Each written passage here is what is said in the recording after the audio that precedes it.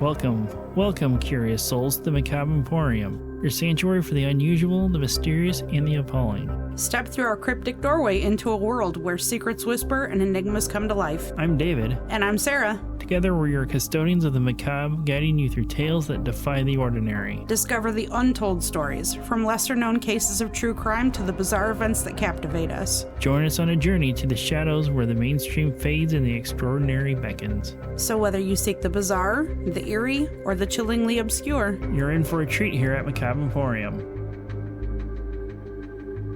Welcome back to Macabre Emporium. This is episode 66. And if this is your first time joining us from Twitch or other dark corners of the internet, welcome. Welcome. Also the weirdos and the, what do you call them, wackadoodles? The wackadoodles of the internet. Yeah, them people. Or a silly goose if you listen to other shows. Yeah. But anyway. Okay. Makes no sense to me. For those that know, we'll get it. Okay. So this is now week 2 of our new format we're doing. Last week I had the third wave, and Sarah is now going this week with a solo run episode. Mm-hmm. But before we get into Sarah's, there's a very large quote that I forgot to add it into that last week that was very critical to the story. I got part of the after school special mixed in with the actual truth of the event, so not trying to be a monster of any sort here and just like skipping over details of things. Mm-hmm. I want to make sure that I tell everybody the story the correct way. So when he did turn on those lights and people were withdrawing from the room, he did address the entire room with this quote that I meant to put in there. Listen closely. I have something important to tell you. Sit down. There is no leader. There is no such thing as a national youth movement called the Third Wave. You have been used, manipulated, shoved by your own desires into the place you now find yourself. You are no better or worse than the German Nazis we have been studying. You thought that you were the elect, that you thought you were better than those outside this room. You bargained your freedom for comfort of discipline and superiority. You chose to accept that group's will and the big lie over your own conviction. Oh, you think to yourself that you were just going along for fun, that you could extricate yourself at any moment. But where were you headed? How far have you gone? Let me show you your future. And this is then when I said he turned on the projector where I show your leader. After this quote, what actually happened was he did flip on a overhead film projector with the television as well, and it showed images of the Nuremberg rally, which was like one of the largest Nazi rallies during that time period. Mm-hmm. So I guess you could say this is a correction of some sorts, or also an entering information that I forgot to put in that was very critical. That was the first time by me trying to do notes. I had it copied and pasted, and when I put notes in with the other stuff that I had, apparently I totally missed that whole section. Thankfully to Minnie, she had asked about other things I can give her to read about because she became really interested in this story, so I gave her this link, and then it was like, and then, light switch flicked on, and I forgot that quote. So here it is from last week. Better late than never. Better late than never, and then just, omitting it out and not, somebody coming at me like, hey, you forgot this important part of it, or whatever. But anyhow. So what do you have for this week, though, Sarah, for our story from you? I don't know that it would be true crime, but it's along those lines. You're not doing true crime? See, I need a guess button. It is and it isn't. I'm totally, I missed the mark. Again, I could have done the record scratch button there. What do you got? I don't got nothing, because it's not my week. Next week will be both of us. Yep. But I do have the on this day for this week. All right, go for it. For on this day of June 12th, 2024, Anne Frank was born on this day in 1929 in Frankfurt, Germany, and would have been 95 today. Her diary, which she kept while hiding from the Nazis, would later on be turned into multiple plays and films and required reading in schools later on in life. Did you ever read it? No, I didn't. It wasn't required reading for us. I just know that it is in some schools. Quite interesting. At least in my classes, we never read it. I think there were some other classes that did. Horror film Rosemary's Baby, based on Ira Levine's novel, premiered in the U.S. in 1968. Rosemary's Baby grossed over $33 million worldwide against its $3.2 million budget. A young wife played by Maya Farrow believes her unborn child isn't of this world, and the truth would be revealed when Rosemary gives birth. And no, I've not seen this movie. Really? Yep, well, see, now I need a shocked button. Sonny and Cher made their first television appearance on America's Bandstand and performed I Got You. Yep, I Got You, Babe in 1965. Hugh Pruitt strikes out Babe Ruth 3 consecutive times, letting St. Louis beat the Yankees 7-1 at Sportsman Park in 1922. I'm sure that was a great feat at the time to I'm sure. strike out Babe Ruth 3 times in one game like that. Al Capone was indicted on 5,000 counts of prohibition and perjury in 1931. And also for our events this day, Anne Frank would also receive her diary in 1942 as a birthday present in Amsterdam. Like actual bound and... Yep. Nice. Henry Hill, an American mobster and FBI informant who inspired Goodfellas, dies on this day in 2012 from a heart condition at the age of 1969. Holy at the shit. age, Dude was a vamp. At the age of 69 in Los Angeles, California. And that is our on this day for June 12th, 2020. June 12th, 2024. I'm going to leave it on in there now because you laughed. It's just so, I don't know. I know. That's why I would like to get the stuff from get the road arms because they have the extra padding to keep that from happening. Oh, there's Salem. I about stepped on him. Oh, hey, yep, there he is. And there he goes. Hi, Kiki. Okay. So So you're saying this isn't true crime or anything, more of a history disaster. What would you say this is? Definitely a disaster, but not a natural disaster. Right. It is true crime-ish. Right. It's interesting. Right. And a little bit you told me, I was like, damn it. This is something I should have found first. Well, but it wasn't. It was suggested to be fair, I wouldn't have known about it either had where I worked not gone on a field trip to a certain place. Right. And learned history of some of the things there. Right. Then, yeah, I wouldn't have known either.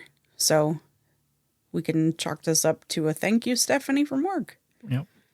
Because she's the one that kind of told me about it and was like, I thought about your podcast when I learned that. And I was like, oh, okay. So they learned about this event there? Yes. Huh. The tour that they went on? Okay. They give history of where all of them come from. Oh, okay. That's how she found out about it. All right. So you're ready to get started then? Show is. We know Ginger is because I'm sure you guys heard her screaming at us already. Get to the story, humans. Yeah. Let's get going. All right. It goes without saying that most people, but definitely not all people, are animal lovers of some sort. Some of those animal lovers will have a couple cats, maybe a couple dogs, a bird. Some of them might go out of the, what you'd call typical house pet and get like ferrets or, in our case, rats. Right. But they make great pets, so fuck you guys if you don't think so. Right. So we'll pay to get into a zoo to see exotic animals that we can never have as pets. They fascinate us. Right. But what happens when you have a fascination and love for animals that turns into an addiction and ultimately self-destruction? Stay tuned, because you're about to find out. But to be fair, if I can domesticate a bobcat or a lynx or some sort, I would because of their giant paws. Oh, I know you would. I'd constantly playing with their murder mittens and probably get the shit slapped out of me. Probably people think I'd be getting abused at home. I was like, no, it's just my cat. Yeah, and I would laugh every time. As soon as I hear that, like, thud on your face, your arm, your back, wherever it hit. Yep. I feel like, oh, he's in there fucking with the cat again. So Terry Thompson was a former Vietnam vet, and he had a massive love for animals, namely exotic animals. In 2008, he had been an animal handler on a TV show called Wild Kingdom. Do you remember that show? That's with Jack Hanna, wasn't it? I believe so. It might have been. The show Animal Kingdom sounds familiar, but I think it was like Jack Hanna was the host. But anyway. Well, Well, it aired first on NBC and then a couple of other networks before ultimately landing on Animal Planet. During his time as a handler there, he was able to work with some of the world's most exotic animals. He was, I guess you could say fairly well known in the exotic animal industry. Like, he had lent supermodel and actress Heidi Klum and access to a lion cub for a photo shoot. So he had collected and cared for exotic animals for a large portion of his life. He owned and lived on a 77-acre farm property that held numerous different sized cages, shelters, crates that were home to many animals. All of them exotic, clearly. His house on the property had been a regular brick-style farmhouse. It wasn't anything fancy. He lived there with his wife, Marion, and 3 macaws that they had. And those 3 birds had their own room with a dirt floor, but they also shared it with just a bunch of random motorcycle parts and a rather impressive gun collection. Now, when I say rather impressive, what do you think I mean? If it's in the sense I'm thinking of now, it's probably like a lot of ARs and whatnot, but depending on time period, it's probably more like military stuff that quote unquote fell off the back of a truck. No, you were right with the first thing. He had 133 guns in that room. Why the fuck do you need that many guns? He needs one in every color, obviously. Don't they usually all come in just like black or brown? No. I know you can get them colored, but like a standard issue would be black or brown. Yeah, like standard issue is black, and the brown part you think is actually the wood inlays and right. wood stocks and stuff like that. Right. But either way, they ranged from rifles, handguns, and quite a few unregistered semi-automatic rifles. You know, super legal stuff. Right. Like the ones like I said, the ones that fell off the back of a truck. Yeah, they fell off. Terry had been visited by the Alcohol, Tobacco, and Firearms in 2008 due to him threatening a U.S. Department of Agriculture inspector. They found their way onto the property, walked up to his farmhouse, and met Terry by pointing a weapon at him and leaving, the little red laser dot aimed at his chest. But he bragged about the amount of firearms he had in his house and said that he would shoot anybody else if they walked onto his property. When the ATF showed up, Terry didn't do what he said he was going to do, which was shoot everybody else. Instead, it only triggered Terry to run off inside his farmhouse and barricade himself there. Bitch. Talks a good game, don't back it up. 3 years after that, Terry was convicted with federal firearm charges and sentenced to 12 months in jail. He served his time, and upon his release, he lived quietly until his 18th day of being a free man. Day 18 would be the day that Terry decided to unlock all of the animal cages, use bolt cutters to cut fencing around the animals and his property, and set them all free to roam a small Ohio town and cause chaos before putting a shotgun to his throat and pulling the trigger. Okay, it's a bit of extreme, but where's his wife at this point? Living with him. Okay. Why do you ask that? Because it just seems odd that he will, I did say just a bit back that he lived there with his wife, Marion. Right, but you're saying he's been freed, but he's, killing himself or unaliving himself. He's letting them all go free. My first thought is so they don't die in these cages because he's committing suicide, but I'm sure we'll find out here soon enough. Right, Ginger? Maybe. Yeah, she don't care. She doesn't care about anything but being held pet and paid attention to. Especially by me right now. Yeah. On October 18th, 2011, in Zanesville, Ohio, chaos would ensue beyond anyone's imagination. Think Jumanji in real life. Okay. Around 5 p.m. that day, Sam Kopchak was taking a walk around his property. He had he was walking towards his newly purchased half Arabian Pinto. Do you know what that is? It's a horse. Okay. And he wound up noticing something strange because this horse was super spooked and getting very irritated, he could tell. So Sam kind of stood back, took in the scenery around him, and happened to see a mid-sized black bear walking along the fence line. And he wasn't too shocked because it wasn't a huge bear, but he was shocked enough to put his horses away in the barn and head back to call the police about it, wandering the neighborhood. And I'm sure they're like, yeah, sure, buddy. Right. Unfortunately, he wasn't even able to make it very far heading back towards the house because he took a few steps away from the barn and spotted something else. But this time, it did shock him, as it would me and probably you. On the other side of the fence that was close to him, just sitting there, was a full-grown African lion. Come on, you know me. I'm going to be like, psst, psst, psst, come here, murder boy. Murder. Let me touch murder beans, buddy. It'd be the last time you touched anything. So, before Sam made it back to his elderly mother, who happened to live with him, he knew automatically, seeing that lion there, that something bigger had happened. He knew about the animals that were on Terry's farm, but wasn't sure why they were starting to show up on his property. Because lunch is there? Yeah. So Sam called Terry, didn't get an answer. So Sam then tried to call his mom. So Sam called his mom and told her what he saw and asked her to call the police and relay all that information. Sam's mom wound up calling the police. 911. Yeah, this is Mr. Copejock on Copejock Road, and we live next to Terry Thompson, and there's a bear and a lion out. There's a bear and a lion out? Yeah, right up behind us. And it's behind your house? Pardon me? Is it behind your house? Is it behind your house? Yeah, and they're chasing Terry's horse. Sam stayed in the barn with the horses and stood in a spot where he could watch what was happening around him. Outside of the barn, obviously. To his astonishment, more animals began to wander onto his property. He watched a wolf walk over, then a bigger bear than the first one. He saw a lioness walk through, and then a full-grown Bengal tiger. Can you imagine that shit? Like, you're just... Say we're here at home. Right. The curtains open, we can see what's coming in front of the yard. You just see a Bengal tiger walk through. Right. What the hell would you do? Well, I'd say go outside and, be the cat whisperer I am, but no. In reality, I'm not. You would die. I'm not going to be that stupid. Please don't be that stupid. No.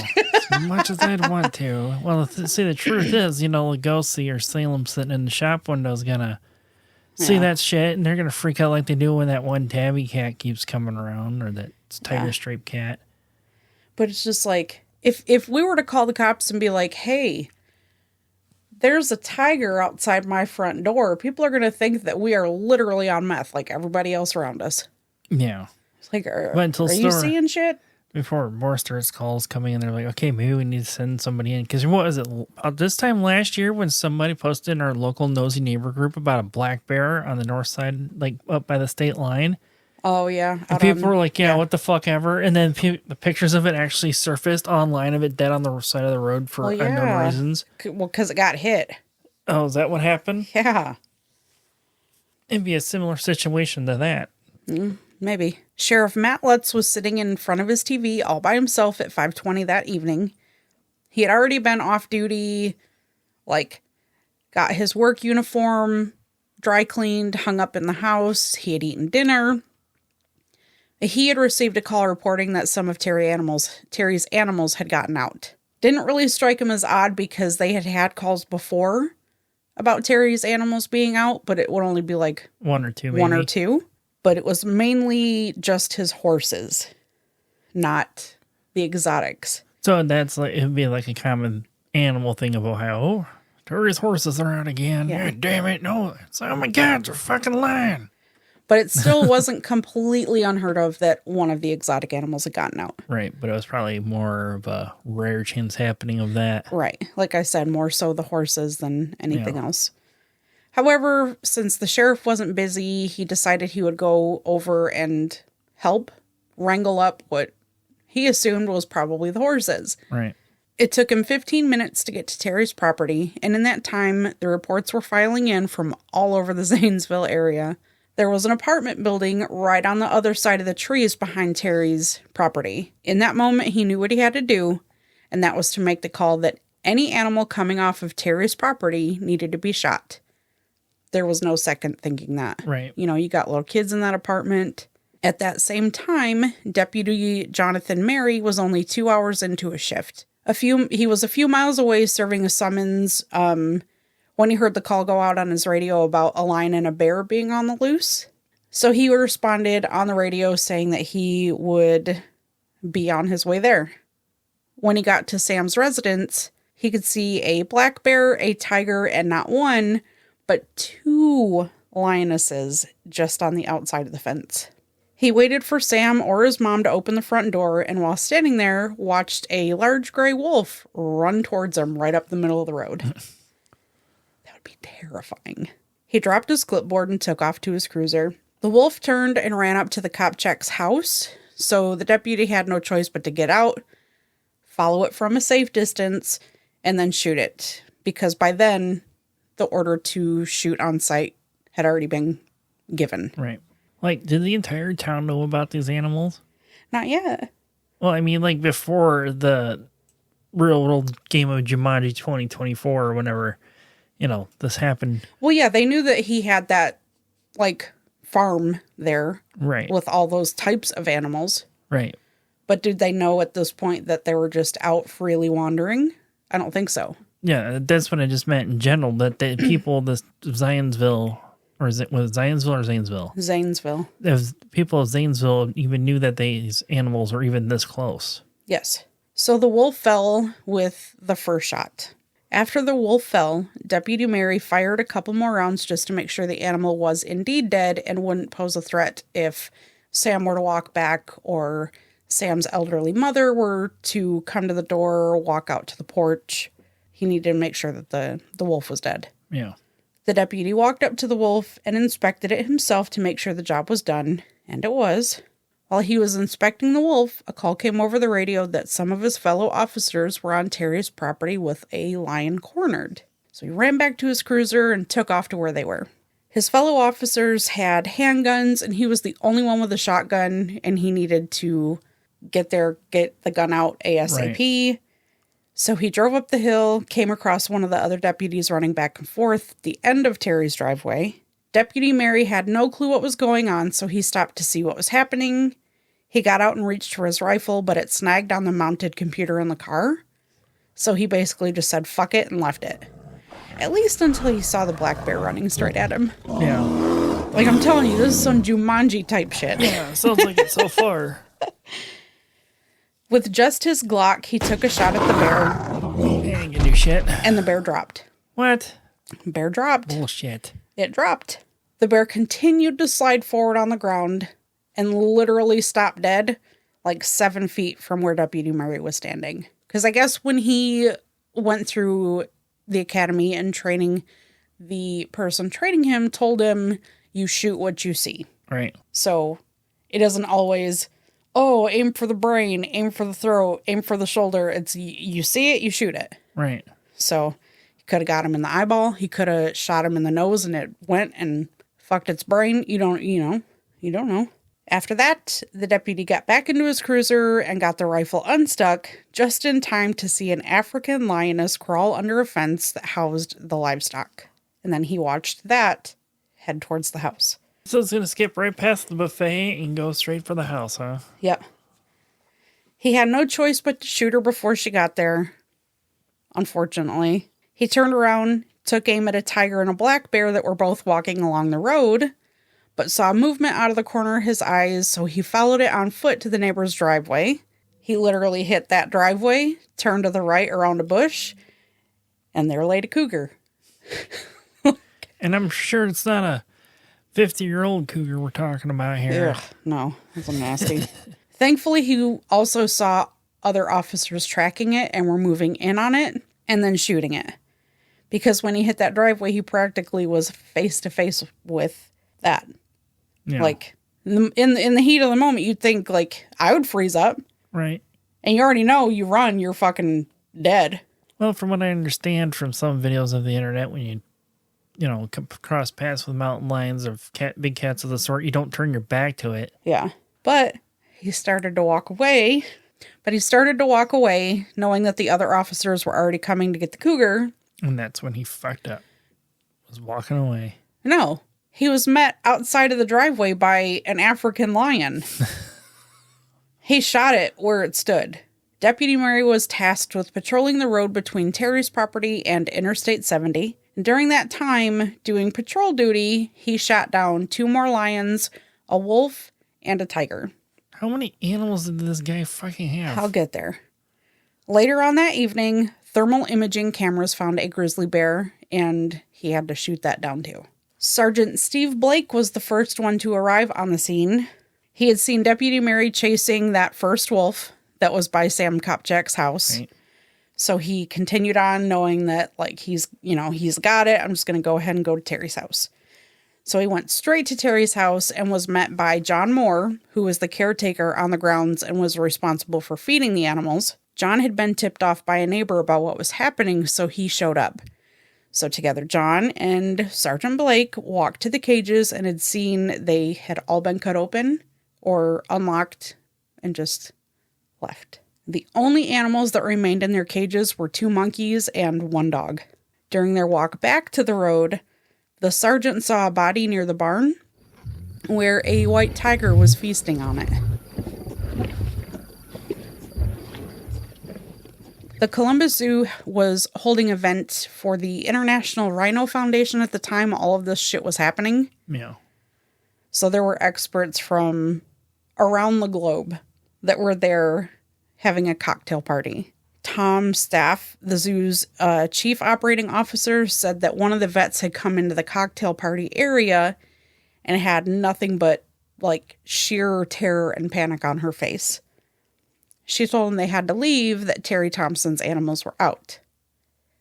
Tom had no clue who Terry Thompson was, or the animals that she was talking about.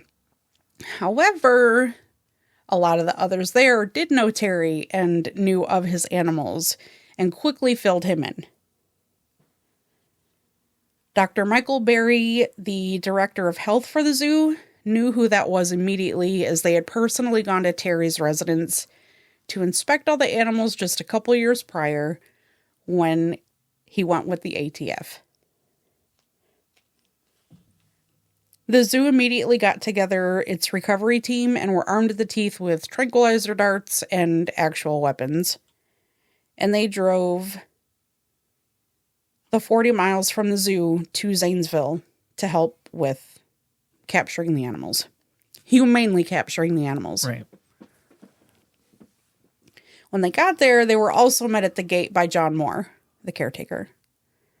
John was completely shocked and saddened by what had been taking place and was...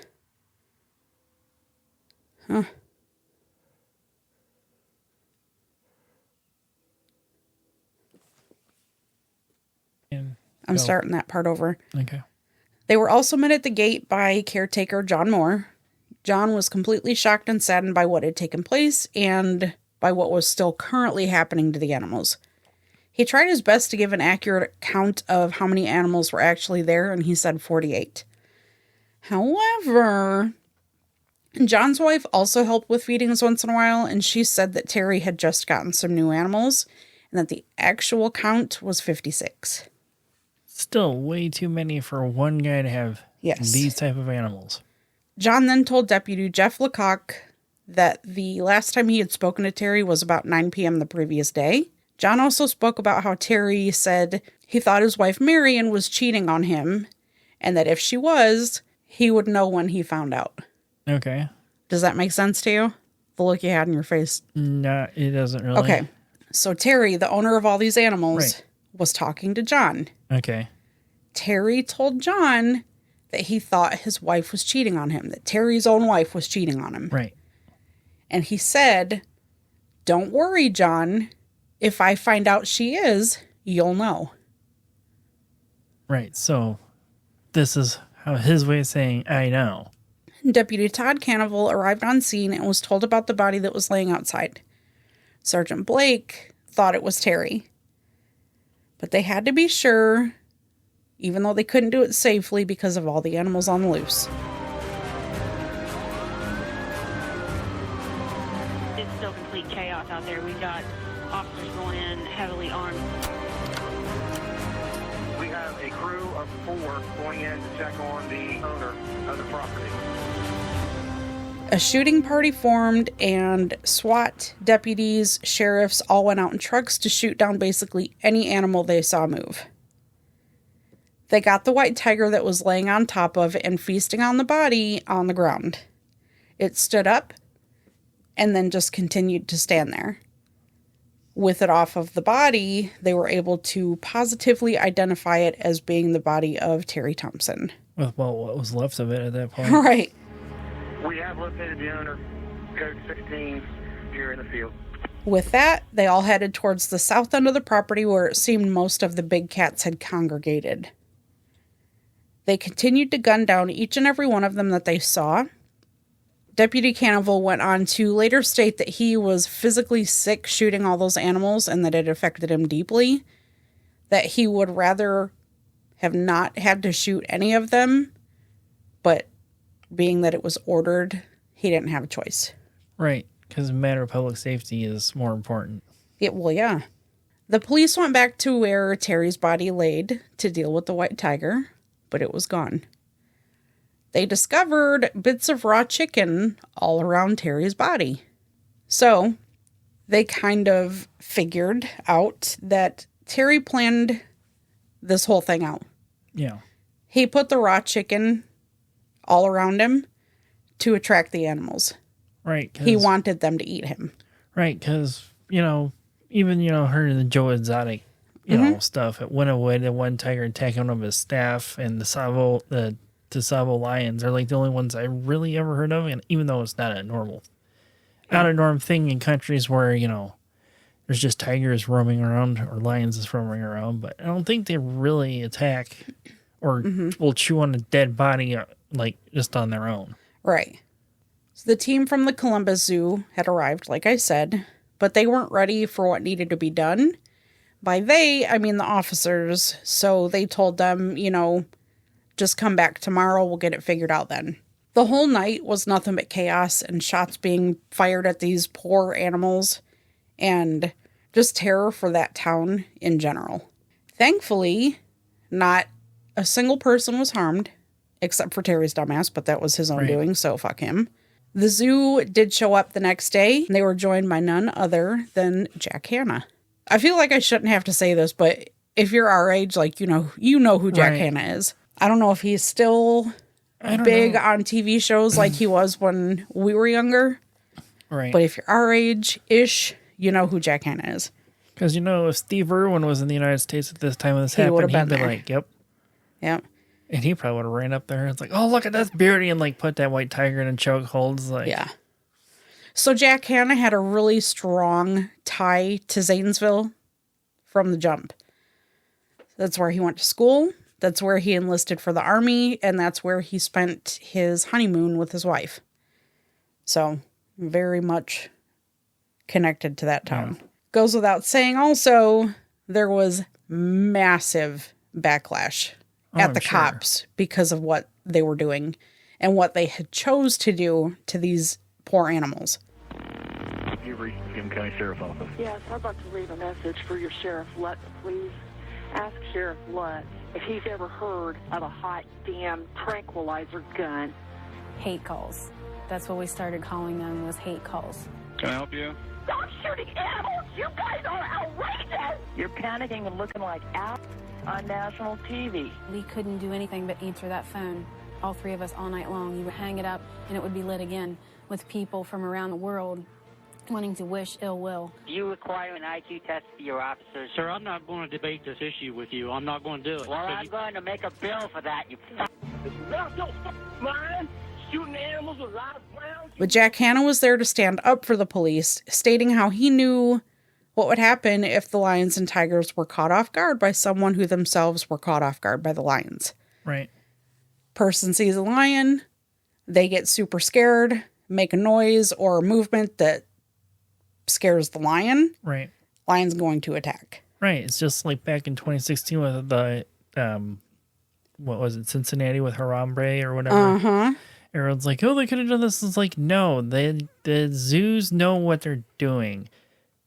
Like that was even in the the setting, the worst case scenario for that setting, and they still had to do what they needed to do to save that child. Yeah. Like, it just would have ended badly. Right. So Jack Hanna was like, yeah, I know it's a fucked up situation, basically, but they did what they absolutely had to do. Right. And they put public safety first before the care of the animals, which, you know, even if that would happen here, do we want to see big cats get shot? Or No. bears? No, we don't. We have a clear consciousness of, you know, understanding it's like people come first, unfortunately. Sometimes very unfortunately. Yeah, I wasn't going to go that far with it, you know. Yeah, but no, I get what you're saying. But even Jack Hanna said, you know, the officers did what they had to do. It was a very sad day, but it was something that he would never forget for the rest of his life. As I'm sure the people in Zanesville will never forget that for the rest of their life. It's like 30 years from now. Y'all remember when those tigers are running around the streets and the cops shot all of them and everybody hated them? Yeah, it's going to be like that. Yeah.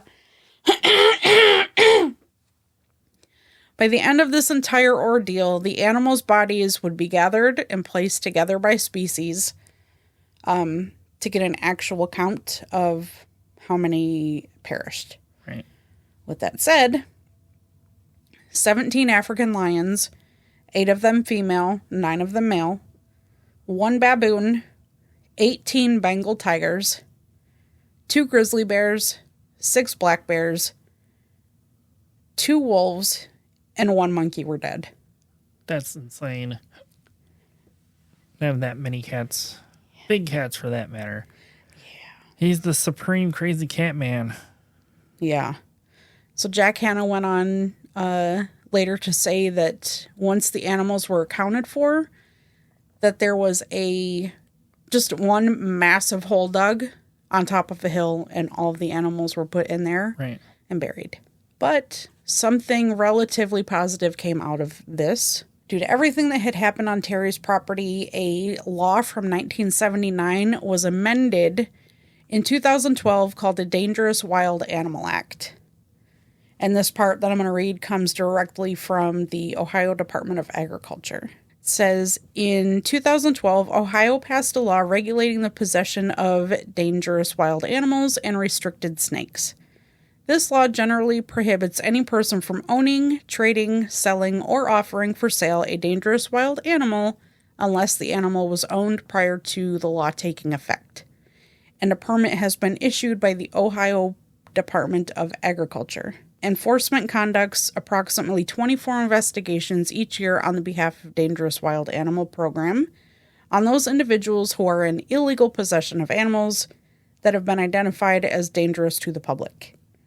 Enforcement agents will work closely with law enforcement to routinely encounter these animals at private residences, including alligators, venomous and constrictor snakes, serval cats, so that's a no, babe. But we don't live in Ohio. And bears. So they're still on the table. Most of the cases in Ohio usually involve alligators and restricted snakes.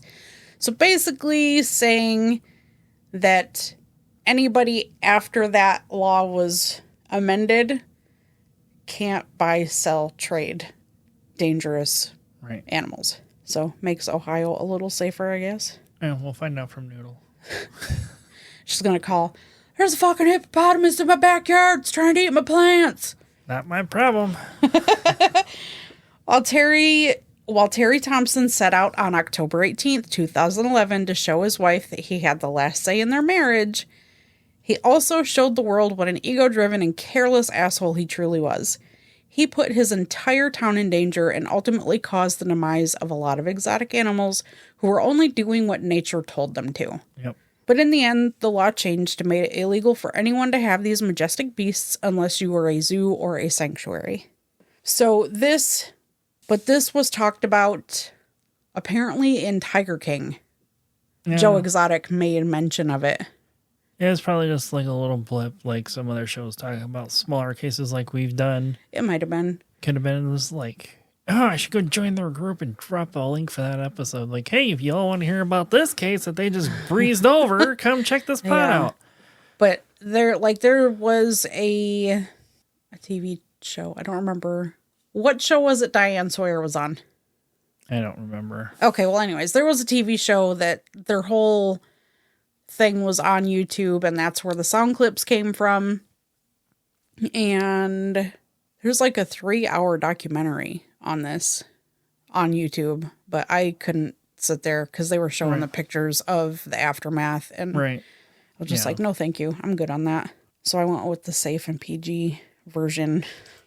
But I'm still going to add the pictures to the YouTube video when I get it made. But yeah, that's it. Crazy motherfucker. Yep. In a world full of crazy people, be a Sarah and a David. Just have 3 normal house cats. Well, 3 cats. I wouldn't call them normal. One's normal, maybe. I don't know. They're all kind of stupid. Salem's the most normal one.